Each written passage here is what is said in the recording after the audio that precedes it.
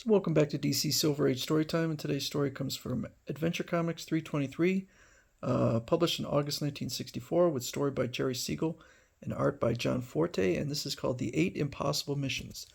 Element Lad, don't let the cosmic eye destroy you. Use your power to change that deadly uranium into some harmless metal or you'll die within minutes. No, Superboy, I won't disgrace the Legion by being the only member to fail in his assignment. All right. One day in the 30th century, the members of the Legion of Superheroes are confronted by an ingenious puzzle dreamed up by Chameleon Boy's protoplasmic pet Proty II. The superheroes rack their brains to solve the riddle, for whoever does so becomes the Legion's new leader. But they find that discovering the solution is only one of the 8 impossible tasks. I will now read the name of the person who solved my puzzle and won the right to lead the Legion. I've been the leader for the last year, so it can hardly be me. Gosh, I hope I won.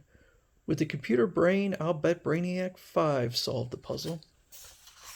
Alright, so yet again, we're testing out some new members, including Spider-Girl, who has hair that can go into a web that can be used to entrap foes like this. Oop, it's getting out of control. And Saturn Girl says, rejected. We wouldn't want you around in our hair or vice versa. Next applicant, identify yourself. That's pretty rude. I am double header. My motto is 2 heads are better than 1. Of the 2 heads, I'm the smarter. No, you aren't, big mouth. Yes, I am, stupid, conceited ape. I hate you. Rejected. Not only would your uniqueness be worthless to the Legion, but your constant arguing would drive us daffy. So in this one, their heads are attached. I know Doubleheader comes back, but I believe the heads are separate, which would at least give them the ability to look in multiple directions. So then the next thing is it's time for them to choose a new chief. And Saturn Girl is going to use their computer, but Brainiac objects.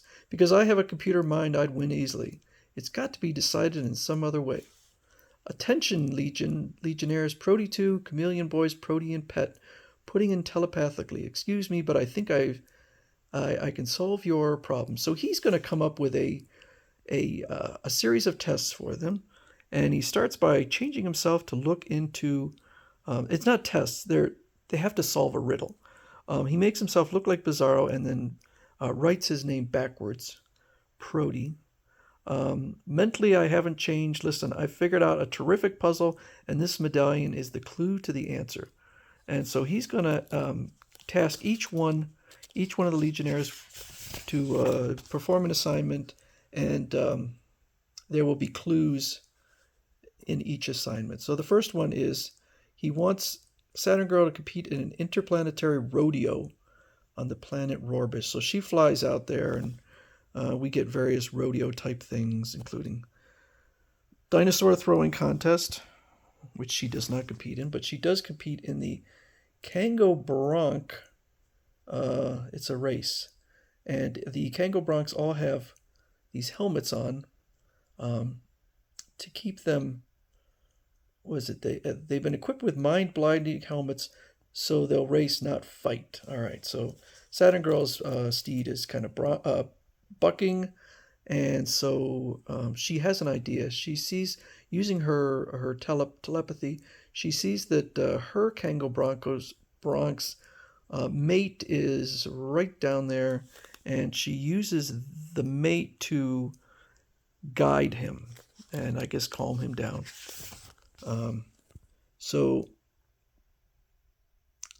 She wins but her winning really doesn't matter. Have you figured out Proty's clue yet, Jimmy? No, Pete. So, by the way, Jimmy Olsen and Pete Ross, who are, I believe, both honorary members, at least Jimmy Olsen just happened to be there. The next one is Ultra Boy, who a crook or some crooks have escaped, and they're using technology to become invisible. So he has to find them, and he uses his flash vision. I never heard of that. I thought it was always his penetravision, but I guess this must be something else. But it heats up the ground, and they're like, ow, youch, my feet. And so he can hear them and then captures them. The next one is Phantom Girl. No one has figured out my clues yet, eh? Phantom Girl, your assignment is to discover the greatest award Superboy's father Jor-El ever received on Krypton. You must learn it without using a time scope or traveling into the past in a time bubble. So she becomes immaterial, becomes a phantom, and enters the Phantom Zone, which that is a pretty big power for her. That gives her all sorts of new options, although I'm not sure it was ever referenced again, at least not in the Silver Age.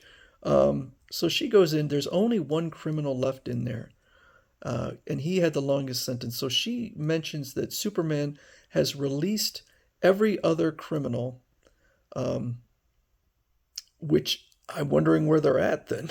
I mean, I would think that Superman would never release them because there were a lot of criminals in there, and so now we have theoretically a whole pile of Kryptonian criminals or possibly reformed criminals in the universe. Anyway, he has the worst crime. He literally tried to. He was dying, and he literally tried to destroy Krypton, but Jor-El came just in time.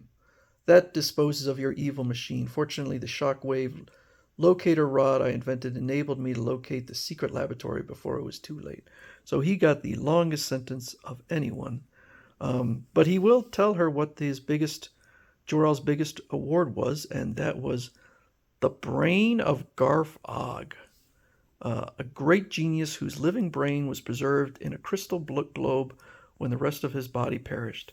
To succeed in your experiment, add 10 dramons of brobnium. It works. Thank you, Garf Og. That's disturbing. So she completes her mission, but they still have not figured out what they haven't solved these clues yet. Jor-El's greatest reward was the globe brain of Garf Og. That's true. My power of total recall confirms it. I remember my father often consulting Garf Og when I was a baby baby Kal-El on Krypton. How ironic. Though Dad's greatest success occurred when he prevented a villain from destroying Krypton, his greatest failure happened later when he couldn't save Krypton from exploding. Now that clues aplenty to the great Proty puzzle have been offered, can any of you guess the solution? What? No answer? You're stymied? Okay, superheroes, here comes more clues. Be alert. So in part 2, we finish it off and find out who the new leader of the Legion of Superheroes will be.